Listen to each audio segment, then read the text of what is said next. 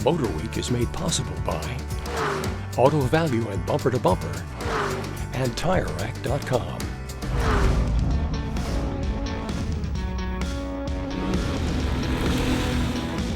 The adventure bike category continues to grow, and Honda is taking advantage by adding another one to their lineup.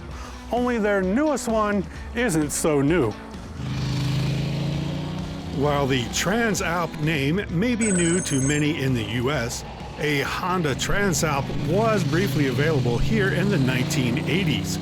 But the concept was lost on most Americans who at the time preferred to either race around on sport bikes or relax on cruisers. But now, with the adventure bike market still exploding, Honda thought it was a great time to reinvent the Transalp as a more modern middleweight contender in the ADV scene and reintroduce it here in the States as the Honda XL750 Transalp. Joining Honda's larger Africa Twin and smaller NX500, a big part of the appeal of these adventure bikes is the high ground clearance, giving it the capability to handle moderate trail work while keeping it flexible enough to spend long days in the saddle.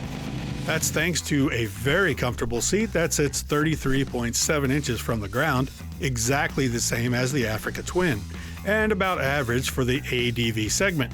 There is an optional seat that can lower that by an inch if you need it. Honda calls the Transalp friendly but tough, and since that's also how many would describe me, we got along just fine. There's 7.9 inches of travel in the front suspension, with a 21-inch wheel allowing for improved off-road capability and better tire choices if that's where you plan on spending your adventure time. An 18-inch wheel resides in back, with a single shock in Honda's ProLink setup delivering 7.5 inches of travel.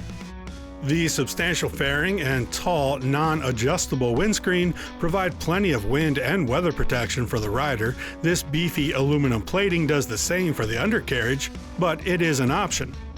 The liquid-cooled 755cc parallel twin, which is a new engine here to us in the US, is rated at 83 horsepower and is a real highlight of the Transalp. It delivers a wealth of mid-range grunt and runs smooth even when the tachyneedle hovers around 4 grand for extended periods of time at highway speeds. Exhaust flows through a single low-slung muffler on the right side, which provides a decent amount of bark without being too loud. The Transalp's great riding position and well-sorted suspension creates a very confident rider experience that feels more like riding a tall standard than a dirt bike, and is easy to get used to quickly. There are a lot of riding aids too, with 5 modes to choose from, including a customizable one, adjusting selectable torque control to either limit or allow some rear wheel slip, plus power delivery and even the amount of engine braking. Best news of all, base pricing is just $9,999, though there are a host of available accessories to further tailor the Transalp to your specific mission. With the reintroduction of the Transalp, Honda now has a full lineup of ADV bikes to choose from.